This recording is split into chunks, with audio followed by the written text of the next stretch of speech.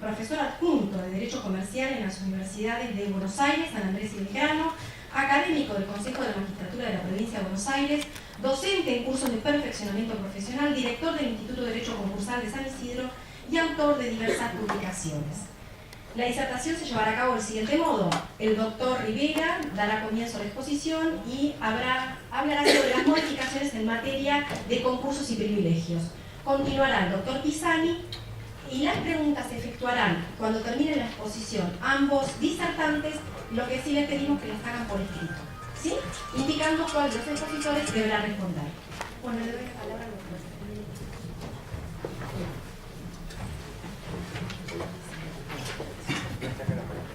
Buenas tardes. Por supuesto que agradezco la invitación de las autoridades y de los organizadores para permitirme participar en esta jornada. A mí me parece de tal trascendencia el tema del anteproyecto que me siento orgulloso, diría, de poder venir a hablar con ustedes y seguramente intercambiar algunas ideas. Este anteproyecto creo que es el cambio tal vez más importante que vamos a experimentar en nuestra vida profesional y también es una adaptación a las transformaciones de la sociedad, de la economía, de las relaciones jurídicas. Creo que es un cambio y una actualización de llegar a concretarse en una ley de una importancia absoluta. Como todo cambio, el problema que tiene es que nos vamos a tener que adaptar, de llegar a ser ley, nos vamos a tener que adaptar al mismo, vamos a tener que estudiar muchísimo. Yo ya miraba todas las transparencias que me precedieron en materia de contratos. Vamos a tener que cambiar terminología que ya tenemos incorporada, por supuesto ni hablar el tema de los artículos que tenemos memorizados, pero creo, y lo tenemos, me parece a mí, que encarar con optimismo y con muy buena voluntad de poder aplicar y poder interpretar y estudiar este nuevo texto que se propone. En realidad esta parecería ser el tema de la unificación algo irrefrenable, porque hace ya un par o 3 décadas que se vienen presentando anteproyectos tendientes a unificar la legislación civil y comercial. Este anteproyecto tiene fundamento especialmente en otro del año 1998. En realidad en todos los anteproyectos han participado destacadísimos juristas y me parece excelente que la Comisión haya tenido en cuenta tales antecedentes porque son fundamentales para la propuesta que se hace. Y también me parece en materia comercial que el tema estaba absolutamente en deuda, y en particular el tema del Código de Comercio. El Código de Comercio ha quedado actualizado, si solamente tenemos en cuenta el año donde fue sancionado y la última modificación de 1889, más allá, por supuesto, de todas las leyes especiales, es verdaderamente se ha convertido, además con la incorporación de esta legislación satélite, se ha convertido en un laberinto que por momentos se convierte en algo inmanejable, muy difícil de manejar y diríamos, en cuanto al texto originario, casi en buena parte muy desactualizado. Igual gran parte de esa legislación especial se conserva, sin perjuicio de lo cual creo que sería necesario en particular la adaptación o modificación y actualización de parte de esta. En particular en lo que les vengo a hablar en tema de derecho concursal. Pero más allá de la propuesta de poder modificar esta ley concursal, lo cierto es que la ley concursal, para tranquilidad de los que se dedican a derecho concursal, no sufre modificaciones. Y eso es al menos una noticia que tranquiliza, y diría, casi me arriesgaría, es más la influencia de la ley concursal en el anteproyecto que el anteproyecto, pese al título que he utilizado, en la ley concursal. En realidad, los redactores han sido muy conscientes del texto de la ley de concursos, la han tenido muy en cuenta, la han respetado y han dictado o han proyectado las disposiciones en correlación, concordantemente con la ley concursal.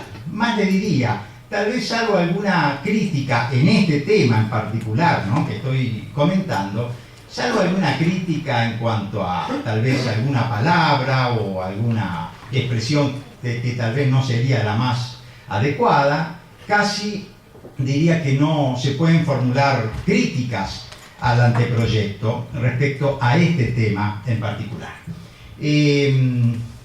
Voy a tratar de ser breve. Son muchos los temas que el anteproyecto refiere a la ley concursal, y entonces voy a ir comentando brevemente cada uno de estos.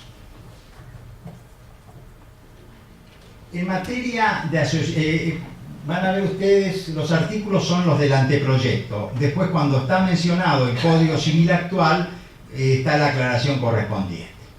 Prevé el anteproyecto las asociaciones simples, es decir, aquellas que se constituyen por instrumento público pero que no se inscriben, a diferencia de las asociaciones civiles que además del instrumento público se inscriben. En este caso, la ley se preocupa de establecer que el administrador es responsable solidariamente de las decisiones que tome, y además en primer lugar establece que deberán desinteresarse a los acreedores individuales y luego a los de la asociación simple. Es decir, que viene bien esta aclaración, porque ante un supuesto de concurso y particular de quiebra podría haber planteado algunas dificultades de interpretación. En segundo lugar, hacemos referencia a la vivienda. Esto de la vivienda a secas, así como está, para que ustedes se ubiquen, es lo que conocemos como bien de familia en la actualidad. Está tratado ahí en esa disposición y introduce un cambio muy importante, un giro, casi diría copernicano en el tema, porque capta, esto hace bastante este anteproyecto, capta bastante lo que han venido resolviendo los tribunales, es decir, la jurisprudencia. Y en este tema, por ejemplo, vean ustedes, trata algunos, como el tema de la subrogación. Pero antes de pasar a la subrogación, sinceramente me llamó la atención cuando leí vivienda. Y digo, ¿por qué no se respetó la denominación que nosotros utilizamos comúnmente? Y que incluso no solamente los abogados, sino que la gente en general conoce y sabe de qué se trata cuando hablamos de bien de familia. Pero a medida que fui leyendo el texto, veo que en realidad vos podés constituir una vivienda con los beneficios, entre comillas, ¿no?, del bien de familia, pero una persona sola. Es decir, aunque no tengas la necesidad de estar con familia.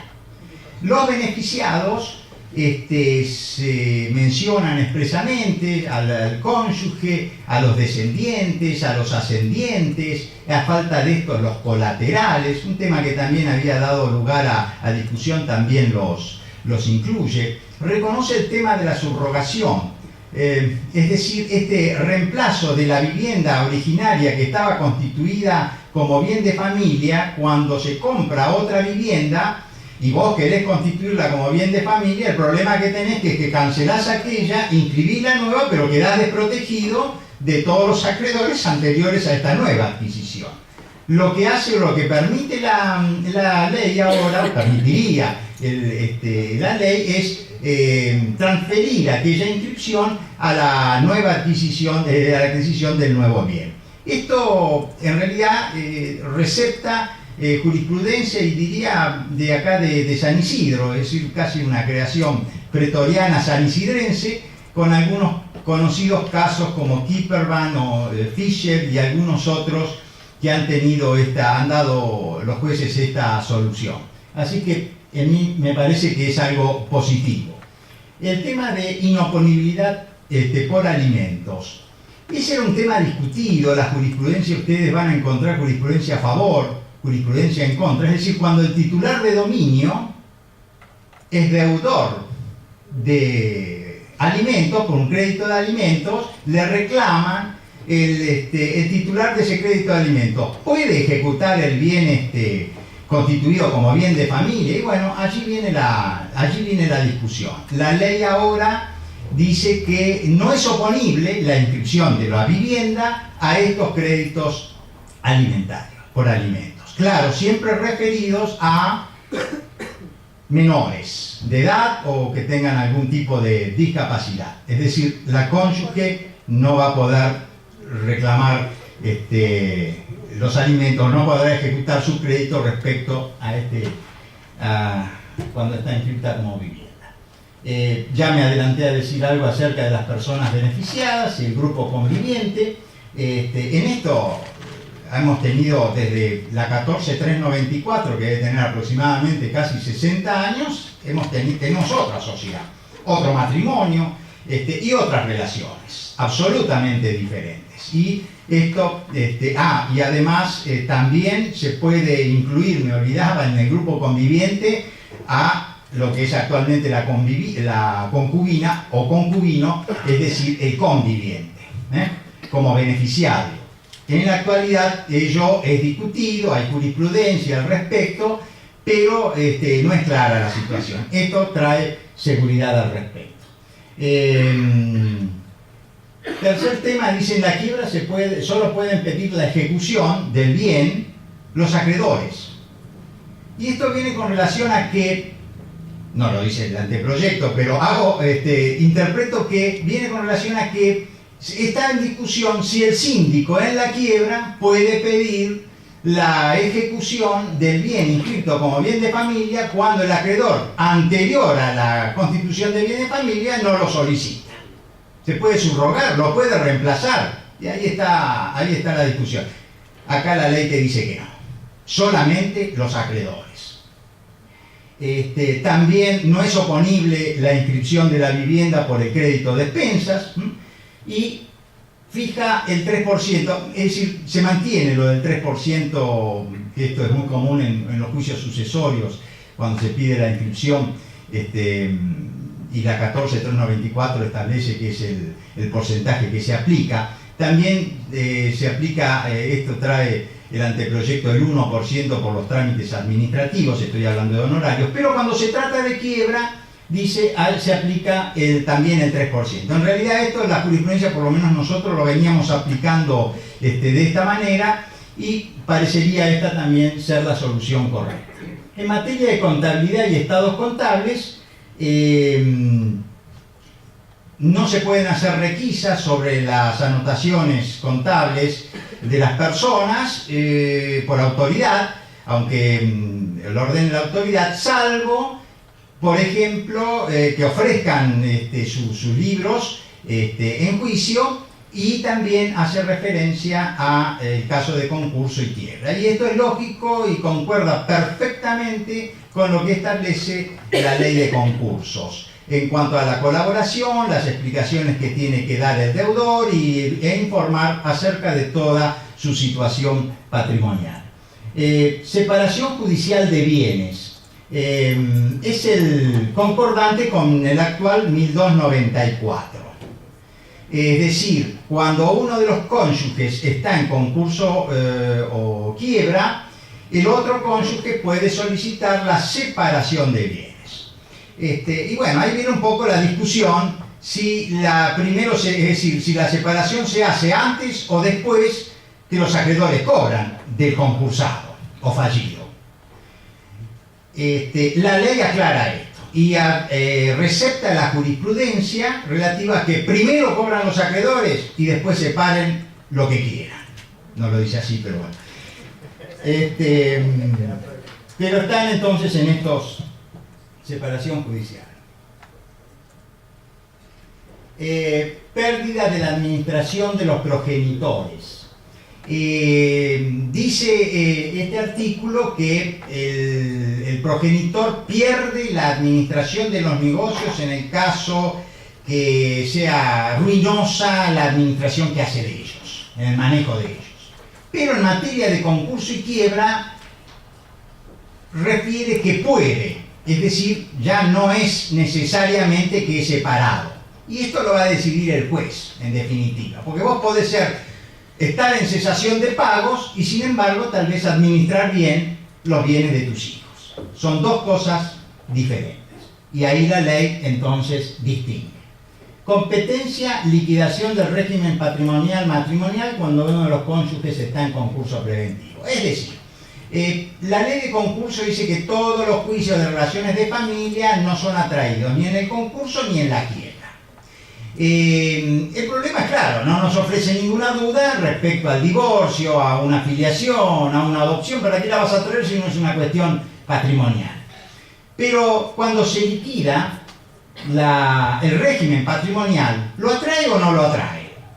Y hay otra vez la discusión en la jurisprudencia, para algunos que sí, para otros que no, y el anteproyecto se inclina por una de estas soluciones. Es atraído por el juez del concurso, lo cual, a mi criterio, también me parece que es lo correcto.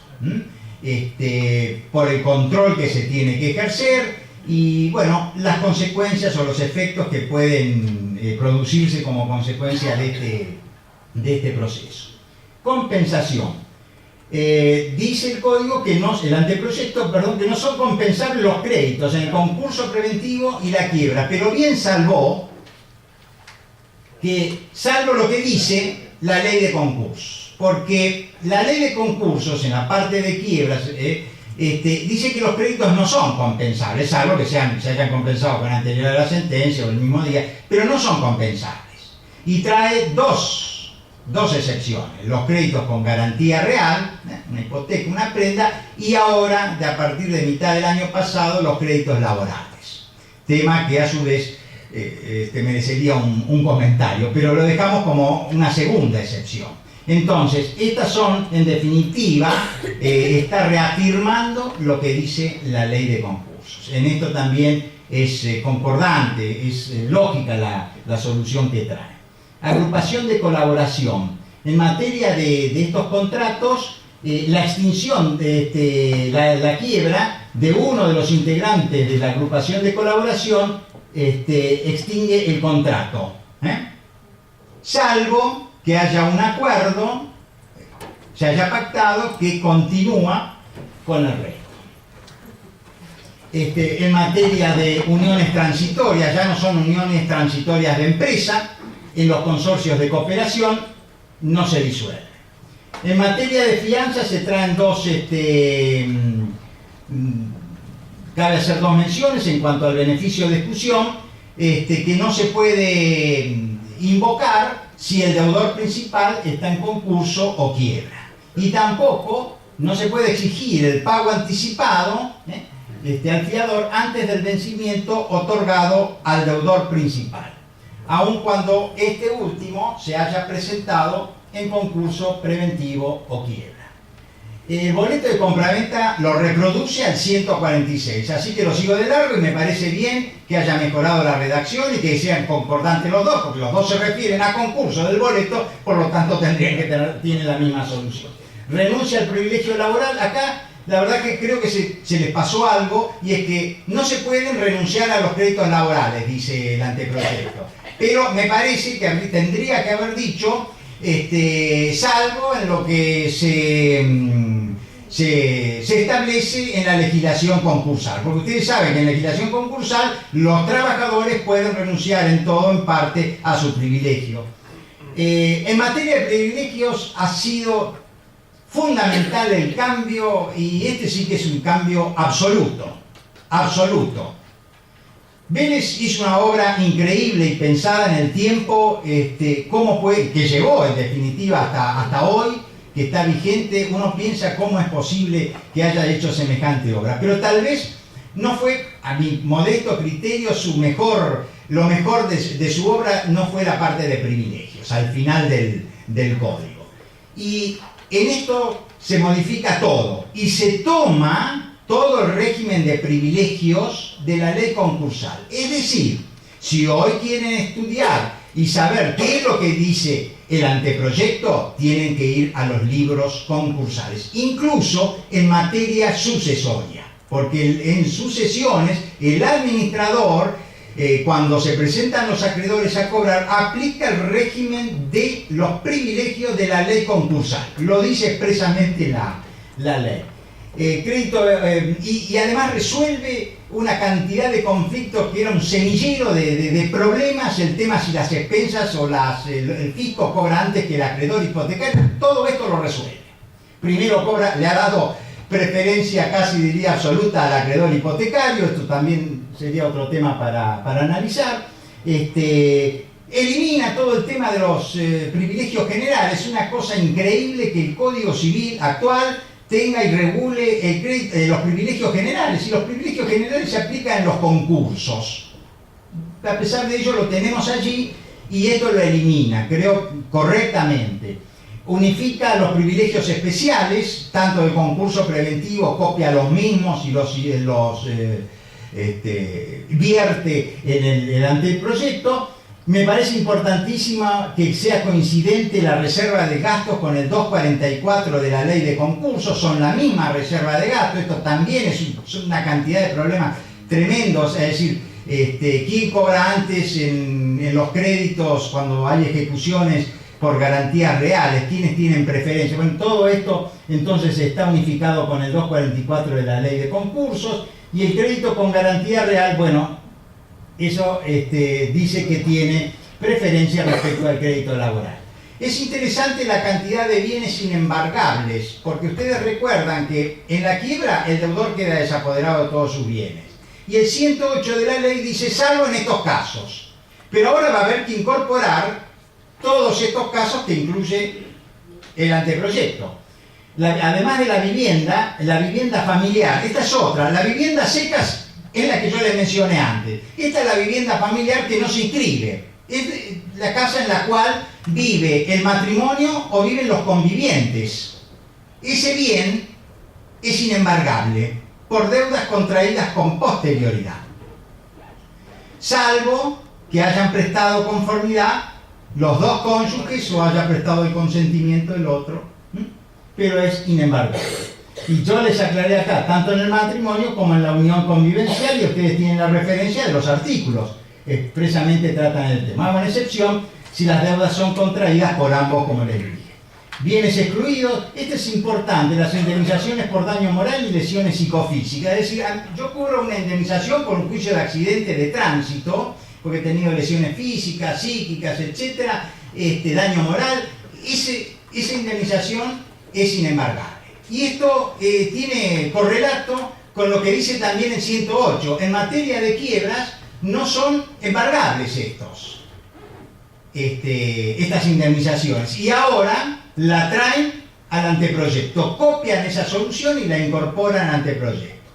Me parece modestamente también que es correcta la solución que se propone.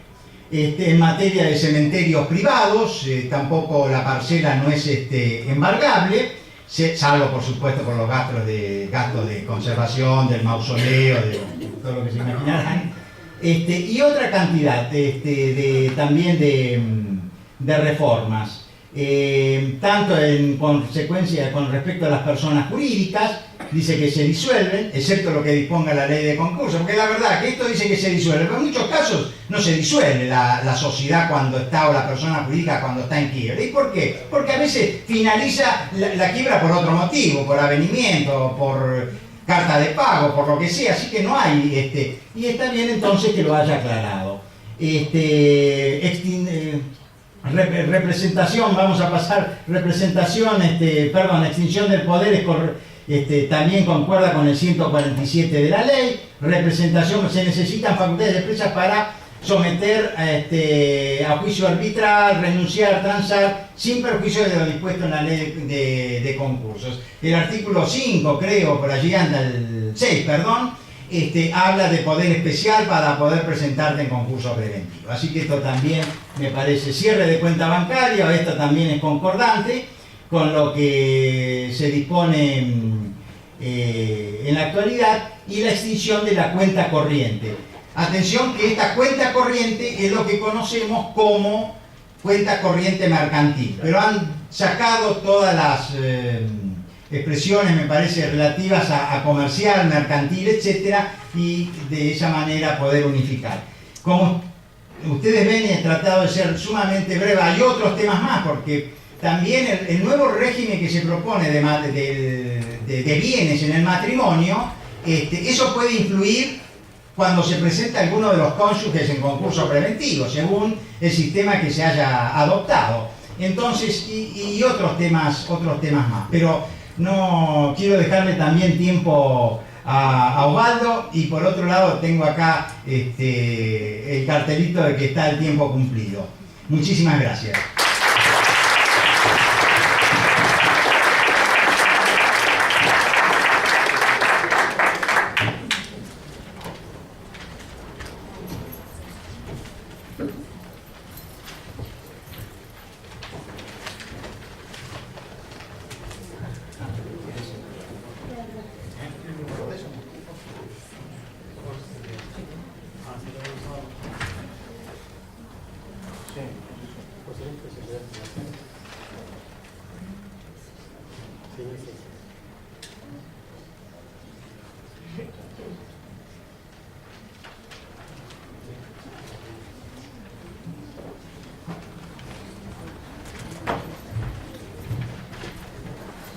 Bueno, buenas noches. Atento a la hora y el tema, vamos a tratar de hacerlo lo menos aburridos posibles. Se suma a esto dos cosas. La primera, que cuando me comentaron la alternativa de venir a charlar un ratito con ustedes de esto, realmente no estaba muy tentado, porque no lo había leído mucho. Y después de haberlo leído, me arrepentí profundamente de haber aceptado al tener que estar hoy acá hablando con ustedes de algo que realmente no comparto alguna buena intención, pero realmente me da la sensación de que, como veremos o trataremos de explicar, hay algunas cuestiones que nos dejan un poquito que desear, y no solo no van a traer la solución que el anteproyectista aspira a traer, sino para los que estamos trabajando de esto, vamos a ver que nos va a traer más complicaciones que soluciones. Debo decir que, para hacer un raconto rápido, ¿no es cierto?, en lo que tiene que ver con la parte de sociedades concretamente, el anteproyecto toma la decisión de modificar solo 24 artículos de la Ley de Sociedades y nos agrega 7. O sea que esta es la parte buena, ¿no es cierto?, en el hecho de que solo modificó artículos que tienen que ver con lo que diríamos de la Ley de Sociedades Comerciales, la primera parte, la parte esa que llamamos usualmente parte general. Y otra cosa que le tenemos que agradecer, esto es un agradecimiento mío a nivel personal, y creo que la mayoría de los que estamos en el tema van a hacer lo mismo, que a los 7 artículos que le agregaron, a diferencia de lo que sucedía en otras normativas, en lugar de insertarlos como un número nuevo en la ley, los pusieron a continuación de los existentes, con la palabra bis, ter, quater, de forma tal de que no me modificaron aquellos artículos de la ley que tanto tiempo uno tardó en poder recordar. Esto significa que la numeración de la ley, gracias a esta decisión, es la misma. Repito, no se toca la parte especial. Cuando empezamos a ver cuáles son las modificaciones más salientes, la realidad es que se contradice un poco el anteproyectista cuando habla de que solo trataron de ayornarlo, modificando lo menos posible, porque si bien es cierto que en varios de los artículos lo único que hicieron fue implementarlo, pareciera ser que alguien de los que estuvo ahí no resistió a la tentación de poner ideas propias, poco particulares, para regular algunos de los institutos, como vamos a tratar de mostrar. Primero, con criterio que podamos compartir o no, ¿no es cierto?, lo primero que hace es modificarnos el nombre de la ley. A partir de su sanción, la vamos a conocer con el nombre de Ley General de Sociedades. Esto que toda la vida para nosotros fue la Ley de Sociedades Comerciales 19.550, ahora pasa a ser la Ley General de Sociedades, y ahí tenemos los artículos, ¿no es cierto?, que son modificados. Como les decía, ahora vamos a hacer una breve recorrida por los mismos, ¿no es cierto?, y vamos viendo que en esa nueva redacción de los artículos, empezamos a ver algunas de las alternativas. Primero, la ley, con bastante buen criterio, el artículo 1 de la ley, históricamente definía la suma de los elementos, ¿no es cierto?, que implicaban para que existiera una sociedad. Entonces, en vez de, cuando uno estudiaba, cuando uno hacía una pregunta, cuando uno tenía que recurrir a ver cuál era la sumatoria de elementos, con recordar la redacción del artículo 1 ya alcanzamos porque surgía de ahí en combinación con el 11. Hoy vemos que en vez de habrá sociedad comercial, que cambiaron la conjugación verbal, simplemente para poder decir, ¿no es cierto?, hay sociedad. Y en vez de, como decía en su versión original, 2 o más personas, como le dijo históricamente, una o más personas en forma organizada conforme a los tipos previstos. Entonces acá aparece la primera modificación saliente del articulado, y es que a partir de esta reforma se admitiría la sociedad de un solo socio.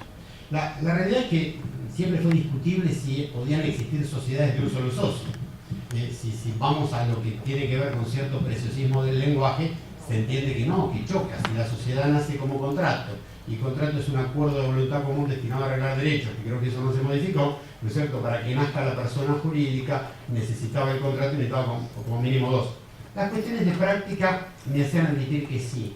¿Por qué? Porque la realidad es que estamos en el siglo XXI y tener que enfrentar actividades mercantiles sin limitación de responsabilidad, ¿no es cierto? Me parecía que merecían que se limite la responsabilidad de los inversionistas afectando un patrimonio, y la forma más sencilla, en vez de andar regulando nuevas figuras como sería la empresa unipersonal de responsabilidad limitada, que suena mucho mejor, como ya tenemos la ley de sociedades, solo con cambiar este articulito, ¿no es cierto?, resolvíamos todo.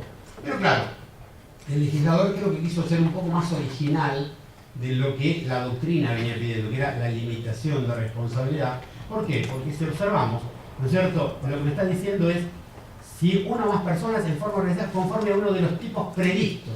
¿Esto qué hace? Me permite constituir sociedad de un solo socio con todos los tipos previstos. Entonces, como primera pregunta es, obviamente no hay respuesta, no hay duda de que voy a poder conformar una sociedad colectiva con un solo socio, ¿no es cierto? Entonces, frente a un planteo que me hago ¿es razonable esto de constituir una sociedad colectiva con un solo socio?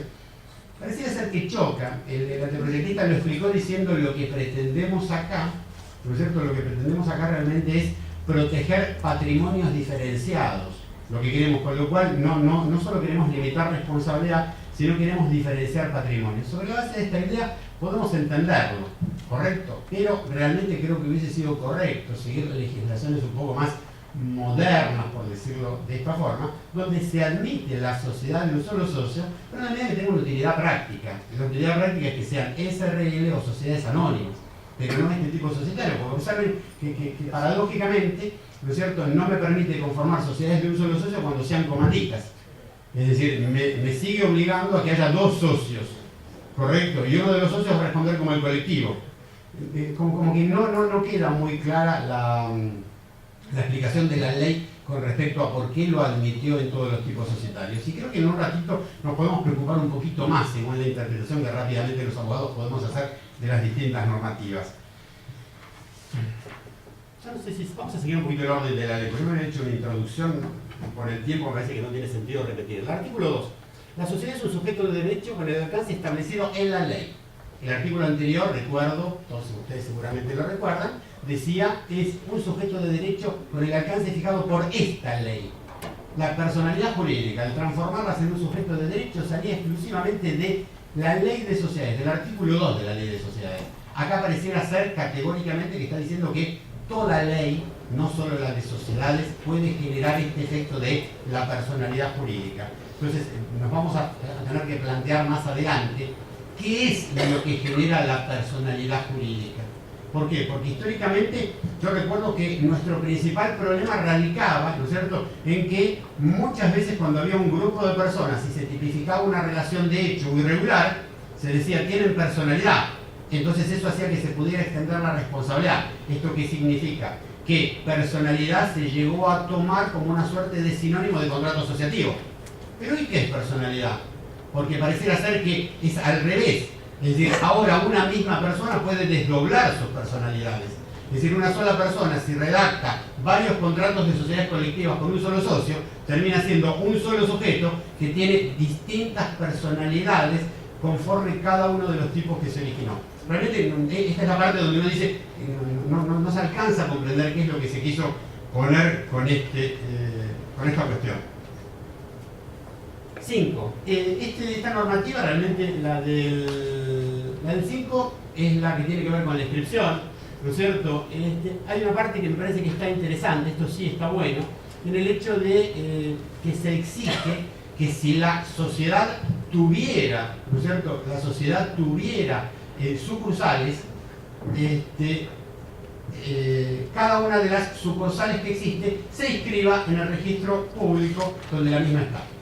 Como cuestión metodológica, lo primero que hubiese dicho, ya que estaban modificando tanto y querían tomar esta suerte de dilucimiento, hubiese pedido que se defina el concepto de sucursal, porque con sucursal tenemos el mismo concepto que tenemos con empresa, el correcto concepto económico no jurídico. Nunca pudimos definir lo que era la empresa, y ahora vamos a tener lo mismo con sucursal. ¿Qué es una sucursal? ¿Cuál es el alcance del concepto de sucursal? Porque después utiliza indistintamente los conceptos de establecimiento y sucursal. Creo que podría haber sido interesante determinar qué es eso.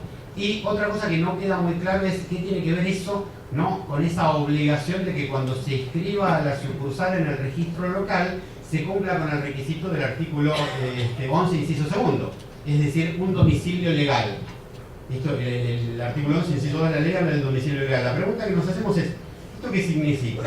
¿Que voy a tener que tener un domicilio legal por sucursal?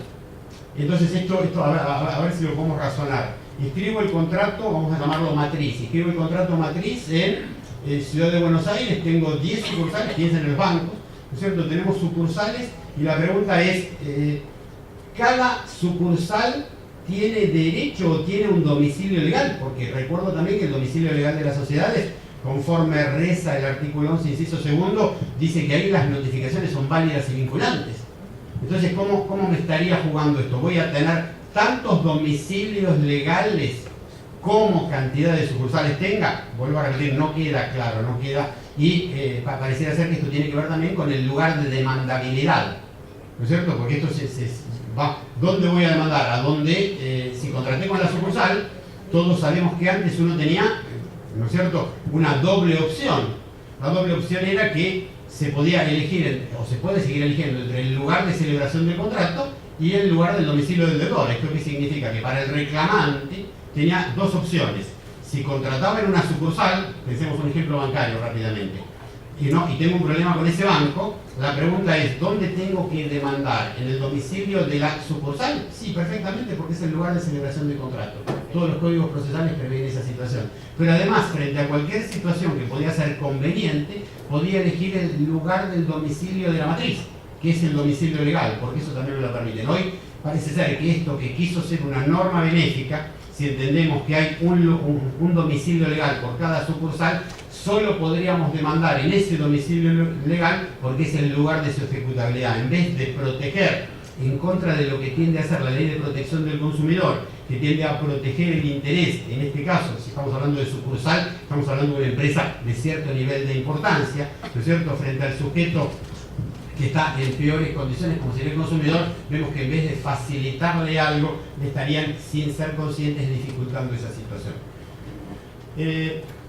Publicidad sí me parece, el trámite de inscripción sigue siendo el mismo, no lo varía, ¿no es cierto? Y sí me parece interesante, ¿no?, esto de que las sociedades harán constar en la documentación que de ellas emane la dirección de su sede y los datos que identifiquen su inscripción en el registro. Esto, la realidad es que es una norma valiosa. Esta es una norma sumamente valiosa que cuando uno revise la documentación de una sociedad en una contratación, factura, remito, sepa ese nombre de fantasía, esa denominación social, usualmente si es una SA o una SRL, a dónde corresponde, a qué registro está. Hoy si miramos una factura o un remito, podemos presumir, ¿no es cierto?, podemos presumir que está en Ciudad de Buenos Aires nada más que por la cantidad estadística. La miramos, terminamos yendo a las claves fiscales, nos metemos en la FIP para, sobre la base de la información que me da la FIP, poder determinarla. Y ni que hablar, no aparece en Buenos Aires, ¿no es cierto?, no aparece en provincia, me quedan las opciones de registros ya de entre casa, podemos llamar un poco offshore, como de algunas provincias que permiten sociedades que las inscriban, aunque no funcionen ahí, ¿no? O me queda también la alternativa de una sociedad uruguaya, ¿por qué no? si yo no voy a poder distinguir con el nombre? Por eso digo que esto me parece sumamente valioso, ¿no es cierto? Y sí, si hubiese sido interesante saber cuál es el castigo, la sanción. Esto me recuerda a la obligación de categorización, ¿no es cierto?, de los acreedores en los concursos, que la ley dice como mínimo 3 categorías, ¿no es cierto? Como no hay ninguna sanción, cada uno sigue haciendo lo que le parece, entonces categorizamos en 1, 2 o 3. Acá, como no hay sanción por omisión, la pregunta es, si no lo hacemos, ¿no es cierto?, ¿qué es lo que sucede? 6. Esta es una norma que, como se deroga el Código de Comercio, sería de prolijidad. Sería decir, el plazo que tengo para constituir una sociedad. Correcto, tengo 20 días, ¿no es cierto?, para inscribir la sociedad y tengo 30 días más para terminar el trámite. Y acá, realmente este es un tema que, si lo miramos cuando constituimos sociedades en Ciudad de Buenos Aires o Provincia de Buenos Aires, no estamos graves. ¿Por qué? Porque comparativamente cómo funcionan los registros en el interior se demoran mucho.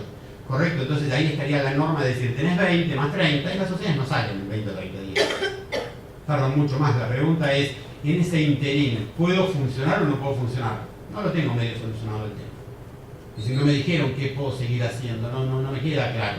Y si me queda, ¿no es cierto?, me dice inscripción tardía, con lo cual me están diciendo, puede hacer una inscripción tardía, ¿no es cierto? Y la pregunta es, está bien, ¿y si me inscribo tardíamente? ¿Qué pasa? ¿Qué es? Porque esto también sería interesante determinarlo. Estoy constituyendo una sociedad típica, una sociedad regular que puede tener una limitación de responsabilidad. Pasaron los 20 días, pasaron los 30. Acá, vuelvo a repetir, no está mal el criterio. No está mal el criterio de decir, se vencieron los plazos, igualmente se puede escribir.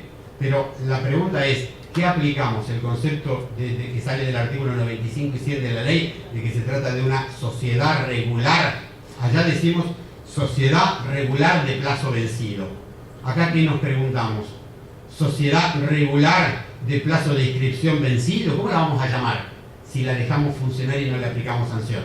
Y como acá me acaban de poner un cartelito que dice 5 minutos, vamos a pasar a 3 cosas que me parece que son interesantes y así generamos un poquito de solidaridad y cierta indignación y van a ver qué rápido que se pueden indignar ustedes, ¿no es cierto? Primero, cuando vamos a la parte de procedimientos judiciales emergentes del derecho societario. La ley en el artículo 15 decía todo lo que tiene que ver con sociedades sería de juicio sumario. Todos conocemos que las reglas procesales son locales. Ahora la ley, ¿no es cierto?, me modifica el artículo 15 y me dice algo así como que en aquellos casos en que la ley prevea, más o menos la redacción es parecida, la posibilidad de un reclamo, el mismo se hará sobre la base del procedimiento más sencillo posible, más breve posible y que mejor garantice, ¿no es cierto?, la preservación de las partes que se someten al litigio. Esto lo va a resolver el juez en la primera resolución que dicte, es decir, a partir de ahora, con un conflicto societario, señor, fíjeme el procedimiento. Y después me pone una norma puntual, ¿no es cierto?, que la pregunta es ¿por qué? Y acá viene la pregunta ¿por qué?, donde dice claramente no se utilizan los métodos alternativos de resolución de conflictos. Es decir, yo quiero pensar que si acá hay algún mediador, algo molesto debe empezar a estar. ¿Por qué? Porque la ley dice concretamente que no se sujetará a la mediación prejudicial obligatoria, ¿no?, la promoción de este tipo de juicios. Pero seguramente el que colaboró con la redacción de esta normativa fue alguien que sí estaba muy convencido de que el arbitraje es una buena solución, porque colocó 3 normas, ¿no es cierto?, regulando aspectos vinculados con el arbitraje. Entonces, primero y principal, acá es donde vienen los artículos agregados. Recuerden que les decía no modifica. El 15 me dice, ¿no es cierto?, se puede prever una cláusula compromisoria. En principio esto no era necesario porque estaba la posibilidad de hacerlo, pero sí es muy interesante, ¿no es cierto?, ver cómo a mí, es decir, ciertas redacciones, como la del artículo primero, me agotan un poco los conocimientos, como digo, pero yo había aprendido esto, ¿no? Es decir, toda la vida me manejé con esto y ahora me manejo con esto. El arbitraje, la cláusula compromisoria, es cuando 2 partes, su materia disponible, ¿no es cierto?, la someten a arbitraje. Entonces, siempre fue válido en sociedades que si tengo un problema entre socios, pueda recurrir al arbitraje. Pero acá observen lo que me dicen. Me están diciendo que es opcional entre socios y la sociedad, y es también opcional entre los socios y los órganos. ¿Esto qué significa? Que cuando estoy, ¿no es cierto?, realizando un contrato constitutivo que le inserto una cláusula compromisoria, de una sociedad que va a nacer en ese mismo momento, ya el que va a nacer, que no forma parte de la negociación, porque la ley me dice es un sujeto distinto, lo obligan a ir a un tribunal arbitral. Esto significa que se altera la esencia del arbitraje. ¿Por qué? Porque va a un tribunal arbitral alguien que no lo pactó y mal lo podía pactar porque en ese momento ni siquiera existía. La misma aplicación se hace desde sobre los mismos comentarios cuando decíamos, ¿no es cierto?, o entre los socios. Y después, perdón, entre los socios y los órganos. Y el mismo artículo, sí, muy minuciosamente les recomiendo la lectura, ¿no es cierto?, con una prolijidad asombrosa, un artículo sumamente largo, me dice cómo se deben redactar las cláusulas, qué tribunales arbitrales son los más convenientes, y me dice que si elijo procedimiento arbitral y no tengo y no elegí qué tribunal es, se entenderá que va al tribunal de la Bolsa de Comercio más cercano al domicilio de constitución de la sociedad. O sea que cuando lo miro digo, la primera pregunta que se hace uno es, ¿quién estuvo en la redacción de esto? ¿No es cierto? Porque yo me acuerdo cuando se decía las sociedades anónimas, ¿no es cierto?, solo se constituyen por instrumento público-privado, y el mensaje de elevación decía solo por instrumento público, solo por instrumento privado, y alguien agarró la palabrita, agregó la palabrita público, todos sabíamos que, o decíamos un poco en chiste, y fue el escribano general de gobierno cuando llevé la ley de un lado a otro. ¿No es cierto? Pero acá la pregunta es, ¿cómo juega esta redacción? Y ni que hablar, ¿no es cierto?, de que en el 15 ter me indica la creación de tribunales periciales arbitrales, ¿no es cierto?, que es algo que está en el Código Procesal. Esto no estaría mal, realmente no estaría mal, porque lo indica los efectos de evaluar los aportes y las participaciones societarias. Realmente es un problema. Evaluar participaciones societarias frente a un receso, frente a una situación, ha sido un conflicto. ¿No es cierto? Entonces acá me dicen, se pueden establecer pericias arbitrales. La pregunta es, ¿pero para que se manejen sobre qué pautas? Porque eso también hubiese sido interesante. Valor de libros, valor de la sociedad, valor fondo de comercio. Es decir, ¿qué parte va a tener que utilizar cómo? Porque si no, lo único que vamos a tener es un experto, ¿no es cierto?, que va a saber hacer pericias, pero no vamos a tener cuál es el procedimiento que debe seguir, con lo cual vamos a encontrarnos con otra carencia.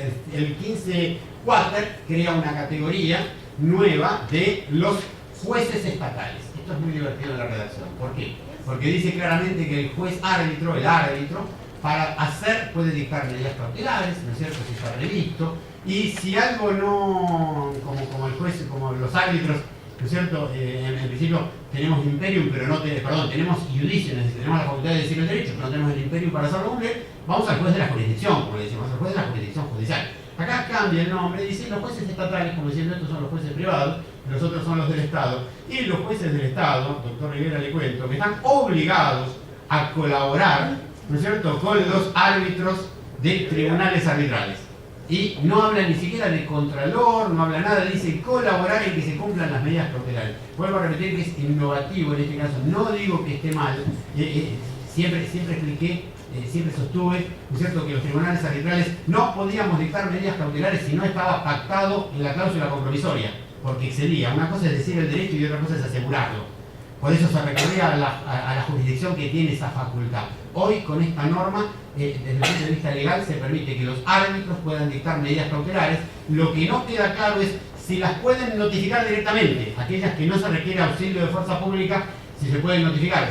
Sale del tribunal arbitral un oficio al registro de la propiedad para decir que un inmueble se embargó, sin control de legitimidad. Y lo que es, ¿cómo hago para controlar la legalidad de la existencia de ese tribunal arbitral? Porque no me está diciendo que es un tribunal arbitral institucional de iure, Bolsa de Comercio, por poner que lo conocemos todo. Si hablamos de otro tribunal, también lo podría hacer. Y la pregunta es, ¿quién controla la legalidad? El registro, porque no pasa por ningún otro lado. Creo que acá hay cosas que tenemos que seguir conversando. Salteo en unidades, porque es para acomodar algunas cosas, y me interesa mostrar esto. Voy a robarme 2-3 minutos más a los 5. ¿No es cierto? Realmente me interesa esto, ¿por qué? Esto, en cualquier ley de sociedades, en cualquier manual de sociedades, ustedes, ¿no es cierto?, lo hubiesen visto con este título que yo les puse para que recordemos de qué estamos hablando. De las sociedades no constituidas regularmente. ¿Cómo estudiamos las sociedades no constituidas regularmente? Las estudiamos diciendo que son las de hecho con objeto comercial y son las irregulares, ¿no es cierto? Y decíamos que tienen personalidad jurídica y en contra de esa lógica ¿no? Que cuando uno se lo enseña a los alumnos la respuesta y uno después les hace la pregunta, las no constituidas regularmente, ¿tienen personalidad jurídica? Una mente normal tendría que decir no. ¿Correcto? ¿Por qué no? Porque si uno explica que la sociedad es una ficción legal cuando se cumplen todos los requisitos, ¿no es cierto? Y por eso tengo el beneficio de la personalidad jurídica, cuando voy a continuación y digo, estas no cumplen con los requisitos, son irregulares o son de hecho. Ah, pero también tienen personalidad. Es decir, observemos. Pero bueno, siempre rápidamente comentamos, tiene una personalidad precaria y limitada. Nunca queda claro eso de que es limitada o que es precaria. Precaria porque cualquiera puede pedir la disolución, y limitada siempre decimos por oponibilidad, por ser lo opuesto a la personalidad plena que tienen los otros entes. También dijimos, nos cansamos de decir que las sociedades no pueden oponerse defensas nacidas del contrato social, ni entre los socios ni frente a terceros, que el contrato social es nada. ¿Correcto? Y acá empecemos a leer un poquito rápidamente entre nosotros, ¿no es cierto? Porque cada momento me asombro más de esta redacción, ¿no es cierto? Antes decía, la sociedad es de hecho con objeto comercial, y ahora me dice, y las sociedades irregulares. Ahora me aparece con tres conceptos. No termino de poder comprender con la redacción a qué se refiere. La sociedad que no se constituya con sujeción a los tipos del capítulo 2, pareciera ser una irregular. Aquella que nace con intención de ser regular, pero se rompe en alguna parte, pero hubo intención. O que omita requisitos esenciales, está bien, una sociedad típica, ¿correcto? Si el contrato de social no se ajusta a un tipo, es lógico que no sea regular. Dice, o que incumpla con las formalidades exigidas por esta ley. Entonces, a ver, pensemos rápidamente qué quisieron decir. La primera es alguna donde hicieron una mezcla rara de una anónima con SRL, y pusieron que el capital se representaba por cuotas partes. Es entendible. Se fulmina el contrato, ¿no es cierto? Vamos a decir que el instrumento y que la sociedad cae acá. Segunda, que omita requisitos esenciales. No le puse el órgano de administración a una anónima, lo omití, pasó, también. O que incumpla con las formalidades exigidas por esta ley.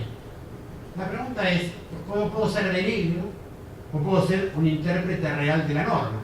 Se dice con las formalidades, ¿no? Y yo automáticamente pienso que sociedad anónima, la reunión de socios debe ser por asamblea, es la única forma, y hay que convocar una asamblea dentro de los 3 meses de cerrado el ejercicio. No cumplí con las formalidades. Esa anónima entra acá porque no cumplí con las formalidades. Es decir, ¿a qué formalidades se está refiriendo? No lo dejaron claro. El no dejarlos claros, ¿no es cierto? Cuando uno dice, quiero extender responsabilidad, quiero llevar responsabilidad, ¿no es cierto? Automáticamente parece decir, me conviene incluirlas acá. Pero van a ver que en un ratito eso que antes judicialmente decía, cuidado, porque puede ser una sociedad no constituida regularmente y eso es grave. Hoy creo que hasta dejó de ser grave, ¿no? Y puede ser tal vez uno de los tipos, disculpen la palabra tipos, pero podemos discutir si la no constituida regularmente es típica o no es típica. Digamos, estos entes, no sé si no son la variante ideal para empezar a realizar contrataciones. ¿Por qué digo esto? ¿Recuerdan lo que decíamos? El contrato social no puede ser opuesto entre los socios. Empecemos viendo. El contrato social puede ser invocado entre los socios. O sea, es un contrato que tienen los particulares. Antes no valía, ahora vale. Es oponible a los terceros solo si se prueba que lo conocieron efectivamente al tiempo de la contratación o del nacimiento de la relación obligatoria, y también puede ser invocado por los terceros contra la sociedad, los socios y los administradores. Observemos dos cosas. Estamos hablando de que pareciera ser que en esta categoría, ¿no es cierto?, van a entrar aquellas que tienen un contrato escrito. ¿Por qué? Porque siempre habla del contrato, y el contrato obviamente escrito, el que le falta esto, el que le falta aquello, el que pueden oponerse los socios o el que le pueden oponer los terceros. Y yo me empiezo a preguntar, algo así muy palpable, ¿perdimos las sociedades de hecho? Es decir, ¿qué pasó con las sociedades de hecho? Pues hasta acá no hay una sola pauta que me indique que las sociedades de hecho con objeto, no lo llamemos comercial, ¿no es cierto?, ¿dónde caen? ¿Dónde van a parar?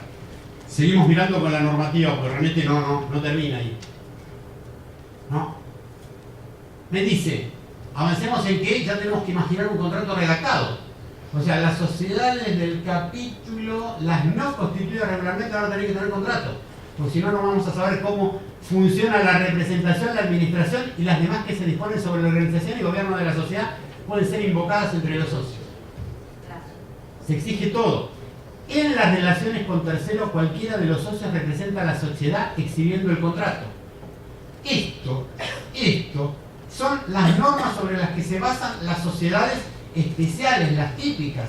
Artículos 12 y 60 de la ley. Las contrataciones surten efectos entre los socios desde el momento en que ellos las celebraron y frente a terceros desde el momento de su inscripción. Acá se le da un beneficio a estos entes societarios que tienen un beneficio mayor que las regulares.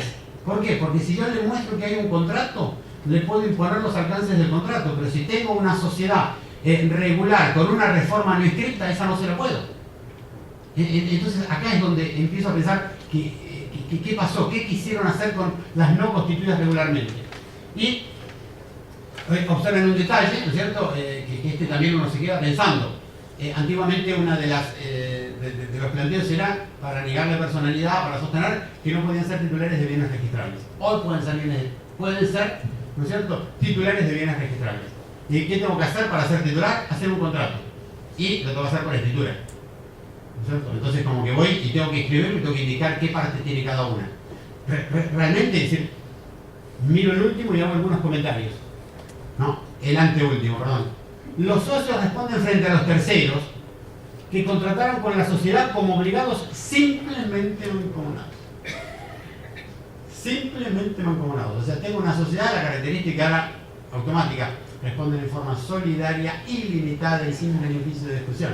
Hoy responden simplemente mancomunada. Entonces hago un escrito, ¿no es cierto?, hago un contrato, ¿no es cierto?, donde solo se limita la responsabilidad de... Y la pregunta es que nos hacemos también, porque estamos en un juego de imaginación, es todo tan nuevo que no le comprendo la lógica, y si no le comprendo la lógica tengo libertad de lógicas. Y la pregunta que me hago es, ¿y estas sociedades acá, que me dicen hace un contrato, hace un contrato, hace un contrato, obviamente también las voy a poder hacer de un solo socio? ¿Correcto? Porque la pregunta es, ¿de dónde dice que no puedo hacer estas sociedades con un solo socio? Entonces yo puedo hacer sociedades de un solo socio, ¿no es cierto?, con las no constituidas regularmente, más con todas las regulares. Eso sí, no se puede hacer con las sociedades de capital e industria. Entonces acá nos preguntamos, ¿ustedes vieron alguna vez una sociedad de capital e industria? ¿Alguien tuvo la dicha de ver e inscribir una sociedad de estas? Entonces dejamos normas que me parece que no tienen utilidad práctica. El último, pasamos rápidamente por esto, ¿no es cierto? Miremos la última parte, nada más que para ratificar esto que decíamos. Cualquiera de los socios, no era la reforma del 23, que me parece aquí. 23, ahí está, segundo párrafo del 23. En las relaciones con terceros, cualquiera de los socios representa a la sociedad exhibiendo el contrato. O sea, tengo que ir a juicio. Si antes iba a juicio decía, vengo representando una sociedad. Firmaban dos personas, confesión de la sociedad y más o menos alcanzaba. Hoy tengo que llevar un contrato. Entonces, las preguntas que quedan, ¿no es cierto?, para hacerse puntualmente con respecto a la parte de sociedades no constituidas regularmente. No puedo entender qué fue lo que se quiso hacer. No puedo entender realmente qué fue lo que se quiso hacer. No entiendo lo que se quiso hacer. Porque hay algo que es real y las sociedades irregulares y las sociedades de hecho son una realidad de todos los días en lo que tiene que ver con nuestro ejercicio profesional. Entonces, ¿qué pasó acá? Obviamente cuando pasan estas cosas uno aprovecha, va caminando por los pasillos de la facultad, ¿no es cierto? ¿Y cómo fue la comisión que trabajó? Y bueno, se va enterando que a veces algún redactor de algunos artículos, ¿no es cierto?, está un poquito a veces alejado de la realidad de lo que puede ser Martínez funcionando como sociedad. Bueno, esto es un claro ejemplo demostrativo de que me parece que hay cosas que quedaron afuera. No puede ser que no haya regulación de una sociedad de hecho, no entiendo, salvo que alguien me diga que la parte general del código sobre la base de, pero me parece que no, porque es algo que siempre estuvo enmarcado acá. Muy rápido, 3 o 4 comentarios para seguir. Bueno, vamos a este, porque ya estamos terminando. 27. Otra reforma interesante para que tengamos presente, ¿no es cierto? Esto, desconozco cómo quedó modificado el régimen patrimonial en el código, pero algo que estaba total y absolutamente preservado en la ley de sociedades, que los esposos entre sí solo podían formar parte de sociedades con limitación de responsabilidad, léase sociedades anónimas o SRL, quedó total y absolutamente derogado. No solo pueden conformar todo otro tipo societario, sino que pueden también conformar sociedades de estas que estamos llamando ahora no constituidas regularmente, porque no sabemos si las de hecho están. ¿Correcto? Esas pueden formarla. Y el último, ¿no es cierto? Este artículo, con esto termino, porque hace muchos años atrás, cuando me dijeron, cuando llevé mi primer trabajo a un Congreso Nacional de Derecho Societario, ¿no? Y me tocó hablar, todavía participamos en un congreso que éramos 30 personas, 35 personas, ¿no es cierto? Éramos muy chiquitos, ¿no? Y dije, uy, qué lindo que es esto de discutir temas societarios, ¿no es cierto? Qué bueno, ¿no? Y me anoté para un Congreso Nacional de Derecho Societario que era el que seguía, ¿no? Y, claro, armé un tema que era el primer tema para que uno dice, en esto estamos todos de acuerdo, con lo cual con esto voy a estar de acuerdo, ¿no es cierto? Porque mi tema era la necesaria derogación del artículo 30 de la Ley de Sociedades. Entonces era un tema que nadie podía estar en desacuerdo. Gracias a Dios, lo que yo no me esperaba fue que en ese congreso hubiera cerca de 800 personas, ¿no? Y que uno tuviera que hablar, ¿no es cierto?, así de golpe, sin preparación y sin anestesia, exponiendo una tesitura frente a esa cantidad de gente. Entonces, termino con esto, con un tema que me resulta agradable, que hoy esa prohibición que nunca se entendió muy bien, que era la prohibición que estaba de que las sociedades anónimas solo podían formar parte de sociedades por acciones, hoy quedaría derogada. Esta es una pauta que creo que acá sí esto, la doctrina lo pidió, todos lo pidieron a gritos y en esto estamos de acuerdo. Por eso digo, hay mucho más, la ley sigue modificando aspectos de sociedades de control, sociedades participadas, me modifica algunos aspectos de lo que tiene que ver con la responsabilidad del administrador, me incluye la figura del insider trading, que eso podría ser interesante, y avanza sobre 3 temas muy puntuales que creo que son buenos. El hecho de que se admite muy claramente la posibilidad de medios electromagnéticos para la contabilidad de las sociedades. La más interesante de todas es que se permiten que los órganos de administración y de gobierno puedan deliberar en lugares distintos por medios telemáticos. Esto está muy bueno, el hecho de que aunque uno esté en otro país puede intervenir de la deliberación. Y después aparece también el concepto de firma digital, ¿no es cierto?, y domicilio fiscal. Se incluyen algunas cosas que realmente vamos a hablar. La única que no me dejó es, sigo pensando que, y no voy a parar hasta que alguien me lo pueda explicar un poco, lo que pasa es que cuando pienso en las personas que pueden estar en la redacción, dificulto que me lo puedan explicar, ¿no es cierto?, porque estoy convencido que esto tiene que ver con la forma en que muchas veces se legisla en nuestro país, ¿no es cierto? Se legisla donde vos ocupate del 1 al 5, vos ocupate del 5 al 10, vos ocupate del 10 al 15, vos del 15 al 20. Y como estamos todos apurados, nunca nos ponemos a mirar, ¿no es cierto? Nos reunimos los 4, a veces hay un poquito de coherencia y nos encontramos a veces con estos elementos disvaliosos. Por eso, y la ley de sociedades, vuelvo a repetir, más allá de su antigüedad, venía muy bien cumpliendo su cometido. Por eso, sería muy cauto en cuanto a lo que se decida con respecto a este tema. Nada más.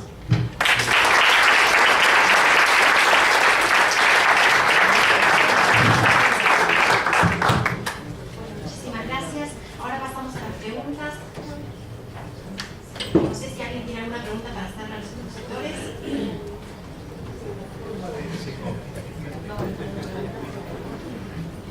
Bueno, entonces damos las gracias por haber participado de esta jornada organizada por el Colegio de Abogados de San Isidro.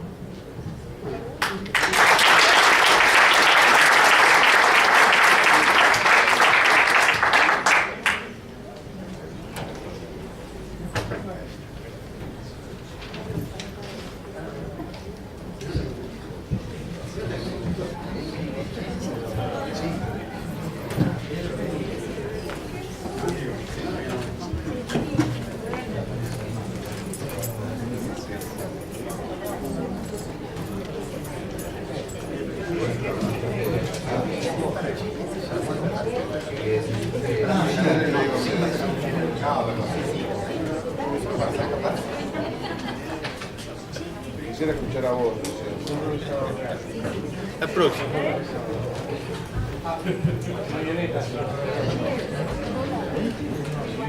Bueno, si es muy breve, doctor. Es brevísima y como últimamente vi por los medios periodísticos que hay muchos inconvenientes con esto. Aclarar cuando estuvo la lectura del currículum que yo soy director del Instituto Comercial de este Colegio de Abogados y soy miembro del Instituto Argentino de Derecho Comercial, pero no soy director. El director del Instituto Argentino es Barreiro, yo no quiero usurpar, y es amigo, así que no quiero usurpar nada. Quedó cómodo, digo, hacemos la salvedad porque no sé a quién le costó un puesto. No, y esto es muy importante aclarar el currículum. Por eso, Sí, es muy importante. Bueno, muy bien. Vamos a comenzar entonces con el último panel de la noche sobre derecho sucesorio. El panel va a estar integrado por el doctor Francisco Magín Ferrer, que además yo ya les anticipé ayer que íbamos a contar con personas que habían sido de los 100 miembros invitados. El doctor Ferrer ha sido uno de ellos. Entonces contamos con el doctor Ferrer y el doctor Pedro Linela, y como continuamos con la misma coordinadora, ya les va a leer el currículum de ambos. Bueno, salteamos el currículum, vamos a los temas.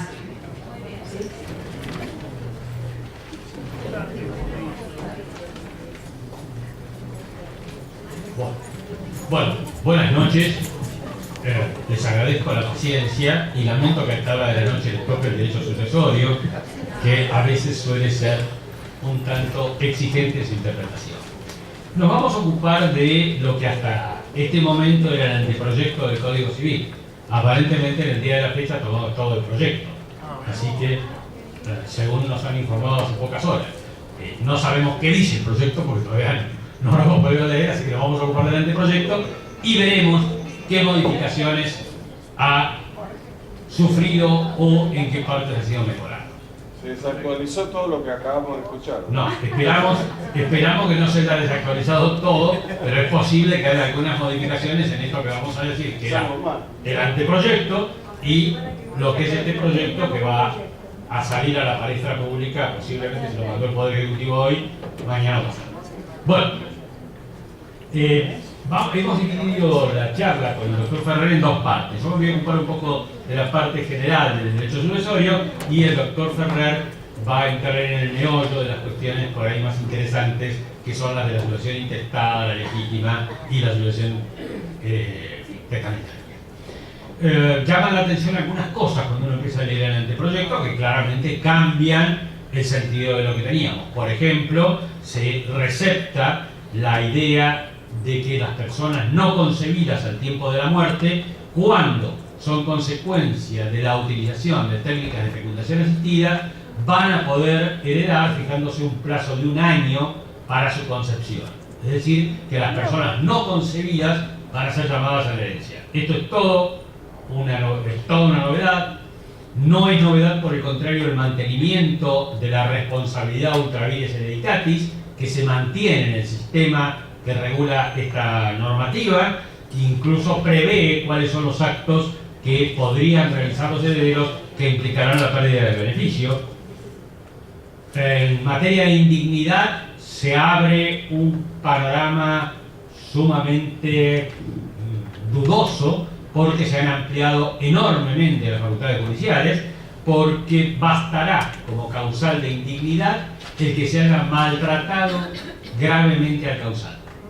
Y esto va a ser una especie de caja de Pandora en la cual el juez podrá interpretar que maltrato es no dirigirle la palabra al padre durante mucho tiempo, dejarse de ver con él. En fin, uno podría pensar en muchas cuestiones que podrían, de destrato inclusive, que podrían llegar a ser consideradas como maltrato según la Cámara a la cual le toque juzgar, y como es una cuestión de hecho y derecho común, vamos a ver si esto se transforma en ley, como muy frecuentemente cuestiones complejas en este aspecto. Otro tema que llama la atención es que el derecho de opción para aceptar o renunciar a la herencia se ha reducido al plazo de 10 años. La renuncia sigue haciéndose por escritura pública, pero hay una solución a un aspecto que a la gente que está en la provincia de Buenos Aires le interesa mucho, que es que el código prevé que si renuncio a la herencia de mi ascendiente al que le estaba deferida la herencia a su vez de otra persona, el código interpreta que salvo que expresamente haga la salvedad, renuncio a ambas simultáneamente.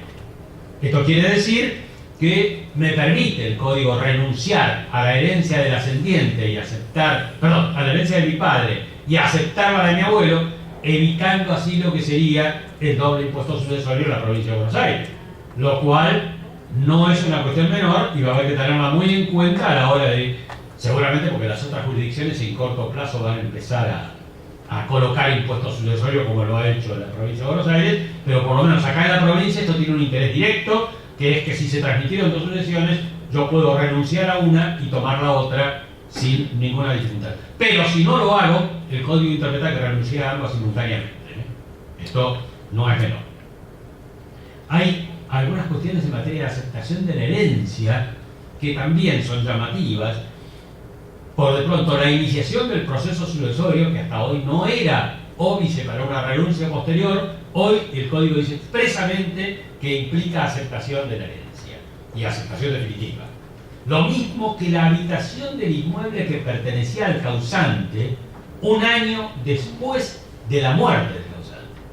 Fíjense ustedes, si yo continúo viviendo en la vivienda de mi padre, pasó un año, acepté la herencia, por el solo hecho de continuar viviendo en el lugar donde vivía él, lo cual va a tener alguna importancia. La renuncia de la herencia por un precio que sea en favor de todos los herederos implica, por supuesto, aceptación, que era lo mismo que interpretábamos hoy. Hay algunas disposiciones curiosas que no se entiende bien por qué están. Por ejemplo, hay actos que no implican aceptación. Si yo cobro las rentas de la herencia, por ejemplo, y lo empleo en los pagos a los cuales se refiere expresamente el código, las rentas de los mismos inmuebles, los impuestos de los mismos inmuebles y demás, no hay problema. Pero si no, para que el cobro de esas rentas no implique la aceptación de la herencia, las tengo que depositar en poder de un escribano público. ¿Por qué en poder de un escribano público? No se sabe. Además, se van a transformar un poco en agente financiero, porque parece que si la gente empieza a depositar dinero en las escribanías, esto por lo menos es llamativo. Claro, no lo puedo depositar a la orden del juez porque si inicio el juicio sucesorio, eso también implica aceptación. Para evitar que aceptar la herencia no tengo que iniciar el proceso sucesorio, y si cobro rentas del causante se las tengo que dar a un escribano. Esto me parece que no es demasiado prolijo, pero bueno, ahí está. Se regula la cesión de herencia, cosa que no teníamos, ustedes recuerdan que Vélez había omitido la regulación de la cesión de herencia, ahora se va a regular con alguna aclaración importante que ya sostenía la doctrina, que no es cesión hereditaria la entrega o la cesión, aunque se la llame cesión de un bien determinado, que es lógico porque la cesión hereditaria es cesión de la universalidad, y también trae otra disposición que zanja otro tema importante, que es que las obligaciones que se han extinguido por confusión no renacen por la cesión. O sea que las que se extinguieron definitivamente.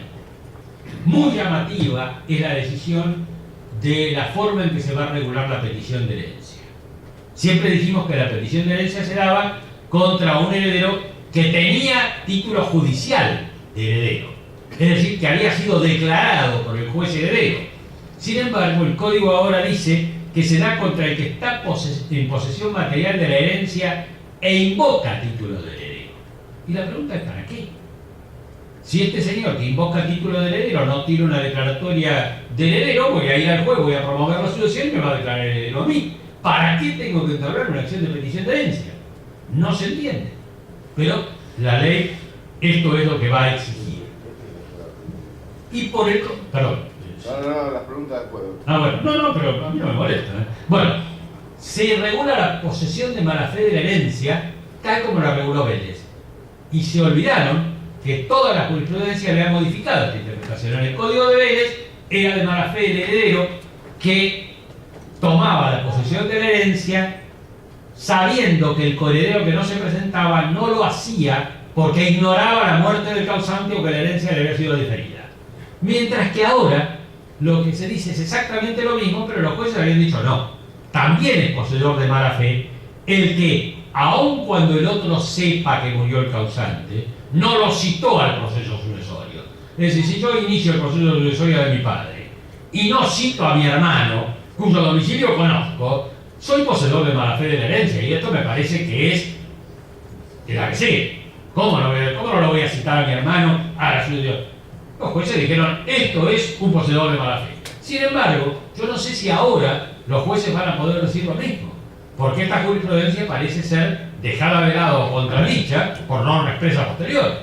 Entonces ya no es tan fácil decir que si yo hago el proceso sucesorio de mi padre o de mi tío, sabiendo que mi hermano o mis primos no han comparecido y conozco sus domicilios y no los cito, parecería que el código va a interpretar que no es un heredero de mala fe.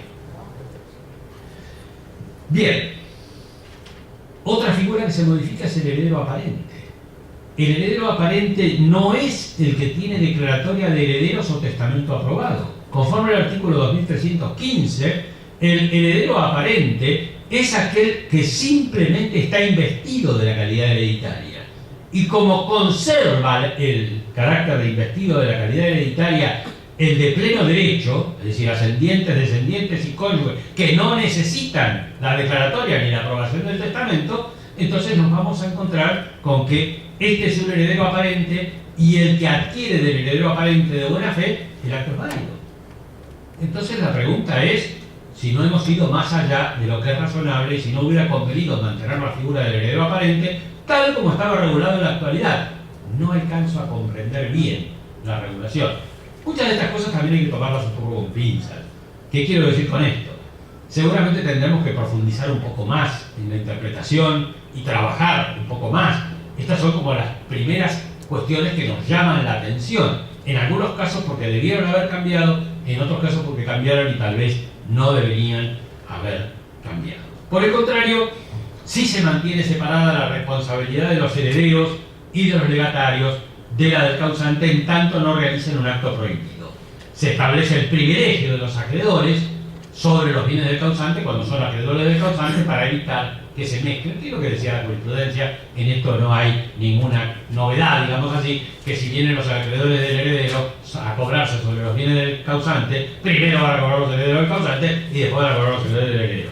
Curiosamente, sin embargo, si el heredero le entregó los bienes al legatario, los acreedores solamente pueden ir contra esos bienes por el plazo de un año. Pasado un año caducó toda acción, con lo cual toda obligación del causante que se tenga que reclamar y que los bienes hayan sido entregados a los legatarios, caduca, ni siquiera prescribe, caduca al año. Lo cual es un modo de extinción de las obligaciones que tal vez no han tenido en cuenta los que han regulado obligaciones.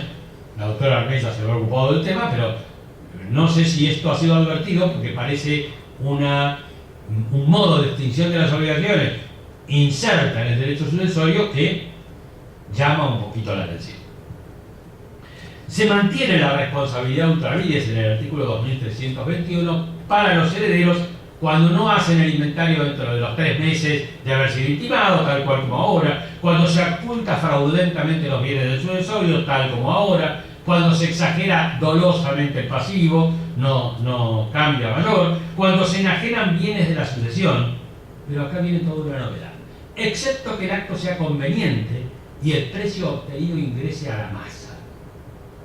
¿A dónde tiene que ingresar el dinero para que termine el beneficio de este heredero que no quiere responder ultra vires? ¿Lo tiene que depositar a la orden del juez? ¿Y hasta cuándo queda ahí? Vuelve a no decirlo el código. No prevé una forma de cortar esto. Entonces, el heredero tiene responsabilidad ultra vires. Si recibió el precio y el precio es el razonable y conveniente, ¿por qué no lo dejaron disponerlo libremente? Y si el día de mañana tiene que responder a un acreedor, que responda hasta ese monto. Si el precio fue conveniente. Si no fue conveniente, ahí vendrá la responsabilidad con su patrimonio. Sin embargo, no se ha regulado de esta manera. Yo estoy tratando de apurarme un poco porque no quisiera dejar de escuchar al doctor Ferrer, que conoce mucho de este tema y que además ha tenido alguna participación en esto, como le gusta decir alguna, porque ha habido otras manos posteriormente y entonces no tiene toda la responsabilidad, pero quiero escuchar algunas cuestiones de él, pero voy a tratar de apurarnos a las 8:15 y esto se ha prolongado y realmente es muy interesante lo que él nos va a tener para decir. En materia de administración de herencia, las novedades son muy importantes. En primer lugar, en cuanto a quién designa al administrador, supone toda una novedad que el administrador lo designa el causante, lo cual de suyo, es decir, se murió, dejó de ser el dueño de los bienes, pero él designa quién los administra, lo cual es toda una curiosidad.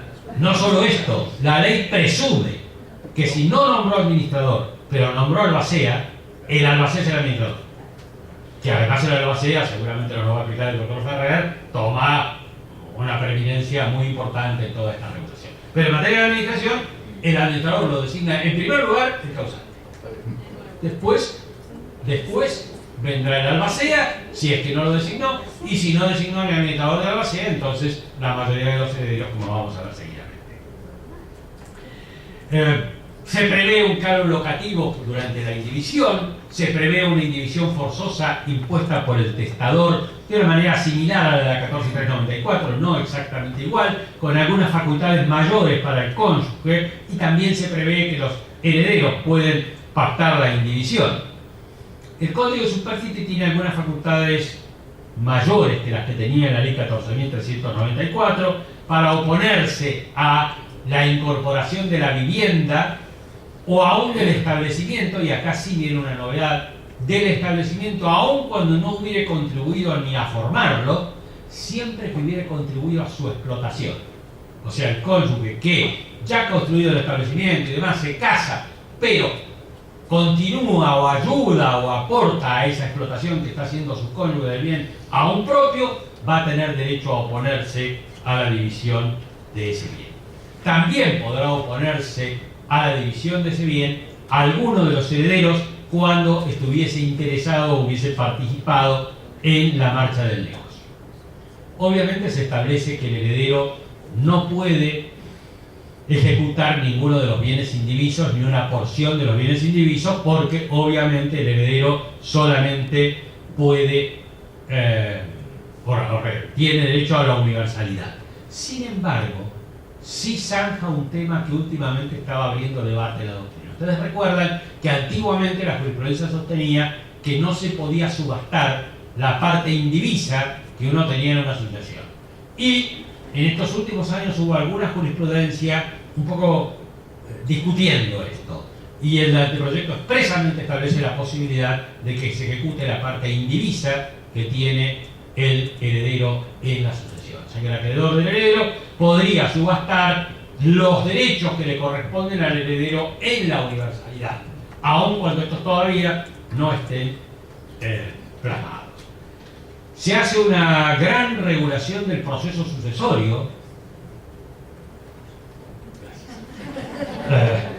Se hace una gran regulación del proceso sucesorio, avasallando un poco a las provincias, porque se establece, por ejemplo, que los edictos en la sucesión intestada se van a publicar por un solo día y solamente en el boletín oficial, con lo cual de alguna manera creo que los medios de prensa quizás van a quejarse un poquito. Algunos tenían montos muy elevados por la publicación de edictos sucesorios, así que me parece que pensando en el bienestar económico de los herederos, esta es una buena noticia. Se prevé la necesidad de que el inventario pueda ser reemplazado por una denuncia de bienes siempre que no haya oposición. Esta designación del administrador, como yo les decía, es importante recalcar que además del testador lo designa la mayoría. Esto hoy es imperativo. Solo por causas sumamente graves puede el juez nombrar a un tercero, pero parecería que se va a poner coto a esta posibilidad de que ante la más mínima controversia entre los herederos el juez opte por designar un administrador judicial extraño o tercero. No va a ser así, parece que la mayoría va a poder imponer, con lo cual se va a poner un poco coto al ejercicio abusivo del ius prohibendi que se daba en más de una oportunidad, donde alguno de los herederos entorpecía la marcha de la sucesión, a veces para obtener algún beneficio económico. También se prevé que durante la indivisión el heredero que ocupa el bien que pertenece a la comunidad tiene que pagar un canon locativo, y también se prevé que ese canon locativo rige solo desde que se pide. Con una curiosidad, no se resuelve el tema de los gastos de conservación del bien. Supongamos, mi hermano ocupa el bien, yo no le quiero cobrar canon locativo, no lo reclamo, pero resulta que mi hermano después, en la liquidación, en la partición, me va a pedir que le pague lo que gastó en mantener el bien y las expensas. Y esa es la jurisprudencia vigente, que es así, y aparentemente el código lo deja de la misma manera. La remoción del administrador, yo miro que soy moderador, la remoción del administrador es también una facultad del juez ejercible por causas sumamente graves, y creo que va a ser tan difícil como es hoy remover un administrador judicial, salvo que se niegue a rendir cuentas o alguna cosa por el estilo.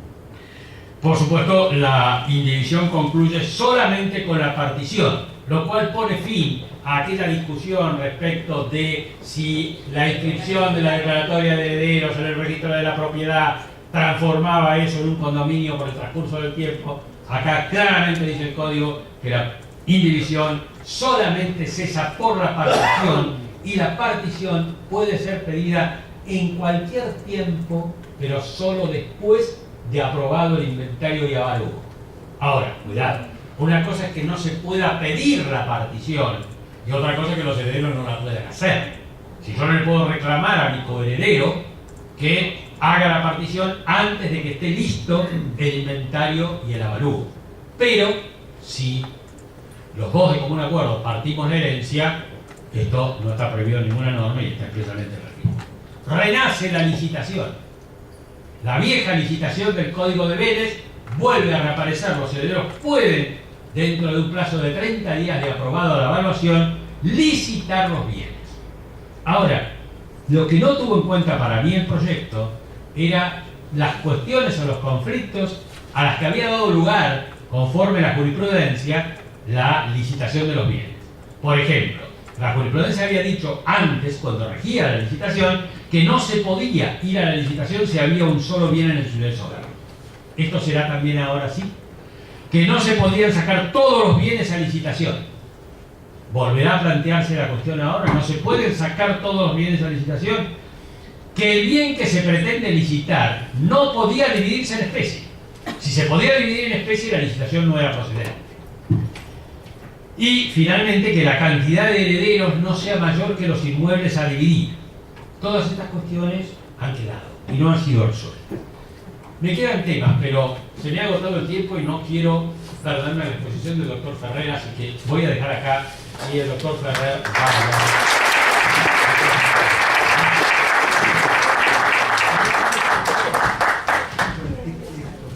Bueno, antes quiero hacer una aclaración. Primero pedí disculpas por la voz porque hoy estoy en un día de la mañana, estuve dando clases toda la mañana. Quiero hacer una aclaración. Dijo muy bien Pedro que tuve alguna participación, efectivamente. La cosa cómo funcionó. La comisión, integrada por los doctores Lorenzetti, Hayton y Kemelmacher, designó más o menos unas 30 subcomisiones, en las cuales intervinieron más de 100 juristas de todo el país. En la de sucesiones, trabajé con Marcos Córdoba. Nuestro trabajo lo presentamos dentro del plazo que nos dieron, breve. Después nunca más tuvimos noticia. Hubo otros aportes de otros juristas con ideas diferentes en muchos temas. Y después se ensambló y se plasmó en este proyecto. No tuvimos oportunidad de un debate, de un intercambio de opiniones. Entonces creo que tengo derecho también a expresar mi opinión diferente en muchas de estas cuestiones, que voy a hacer muy breve porque el tiempo, ustedes están cansados, vienen de hace muchas horas y no da para más. Me toca sucesiones intestadas y testamentaria.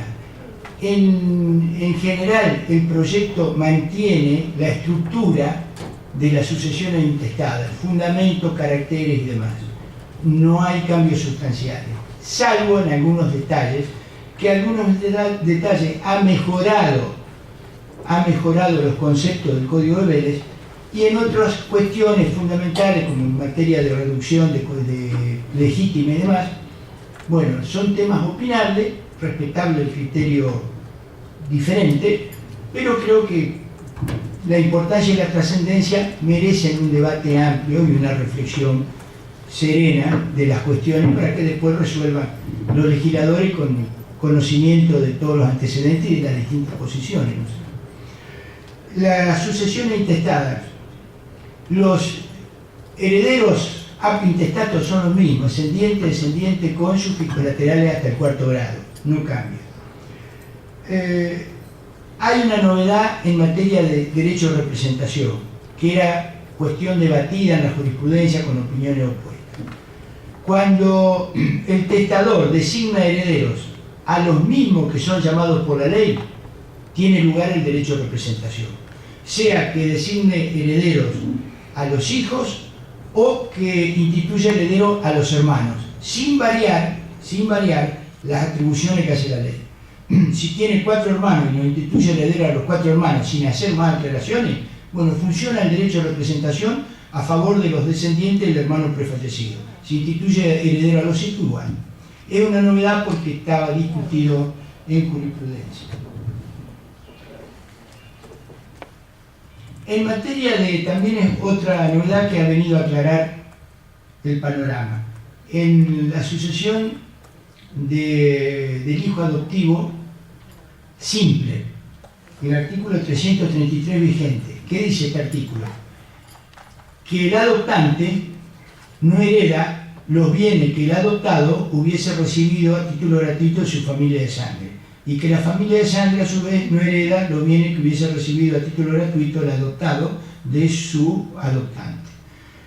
En lo demás, bienes hereda el adoptante. ¿Qué pasó? No previó que el hijo adoptivo hubiese recibido bienes a título gratuito de su familia de sangre y al morir el hijo adoptivo no tenga ningún pariente de sangre. Esos bienes iban a parar al Estado. Entonces ahora se solucionó el tema y se dice, estas exclusiones no operan si quedan bienes vacantes. Así que si quedan bienes vacantes irán para el adoptante o para la familia de sangre. En la sucesión del cónyuge,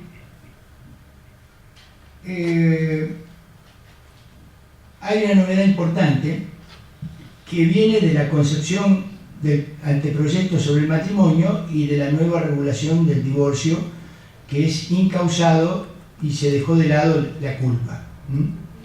Entonces, hay un artículo del Código Civil que tiene una historia muy conflictiva e intrincada. Es la cuestión de la separación de hechos. Estando los cónyuges separados de hecho sin voluntad de unirse y fallece uno de ellos, el supérstite no le hereda. Pero el supérstite puede probar su inocencia en la separación y entonces va a tener vocación hereditaria. Una gran discusión acá sobre el cargo de la prueba. La última jurisprudencia y doctrina que sostenía que si están separados de hecho al momento de fallecer uno de ellos, los interesados en la exclusión promueven la demanda y lo único que tienen que probar es la separación de hechos sin voluntad de unirse. El cónyuge supérstite, si quiere heredar, tendrá que probar que fue inocente en la separación. Todo eso ahora se termina, porque ya no hay más culpa ni inocencia en el divorcio, no hay causales de divorcio. Entonces, coherentemente, este artículo que dispone que habiendo divorcio, separación de hechos sin voluntad de unirse, queda excluido el derecho hereditario entre los cónyuges. Se acabó. Basta probar la separación de hechos al momento de la muerte sin voluntad de unirse y el supérstite queda excluido de la herencia. La inocencia en la separación ya no tiene ninguna relevancia jurídica. La otra novedad es que se suprime el derecho hereditario de la nuera viuda, cosa que ya había propuesto el proyecto de Código Civil de 1998. El tema, el fundamento es que es conflictivo ese derecho, es conflictivo y altera toda la estructura de la sucesión intestato. Una vez en España me tocó explicar un poco el tema de la sucesión de los cónyuges y cuando hablo de la nuera viuda, un profesor español me paró y me dice, pues hombre, si acá aparece una nuera viuda es que la matan acá. Bueno. Los convivientes, pese a lo que se podía esperar, no tienen derecho hereditario. El anteproyecto no le reconoce derecho hereditario a los convivientes. Lo que le atribuye es el derecho real de habitación del conviviente supérstite, pero por 2 años, nada más. Con los colaterales, el mismo derecho, no hay cambio. En la sucesión del Estado, ustedes saben que hoy hay que distinguir la reputación de vacancia, la presunción de vacancia, se tramita el juicio, se liquida la herencia, se establece el saldo y el juez luego otra resolución declara vacante la herencia y transfiere al Estado, al Ministerio de Educación, el que sea. Bueno, la reputación de vacancia desaparece. Ahora el juez de entrada ya declara vacante la herencia, se nombra un curador, liquida los bienes, paga las deudas y el saldo ya lo transfiere al Estado. Y el otro tema es la legítima. La legítima. Acá el anteproyecto trae varias novedades. En primer lugar, recepta la postulación de la doctrina prácticamente unánime que desde hace muchos años viene pidiendo la reducción cuantitativa de la legítima, es la baja del monto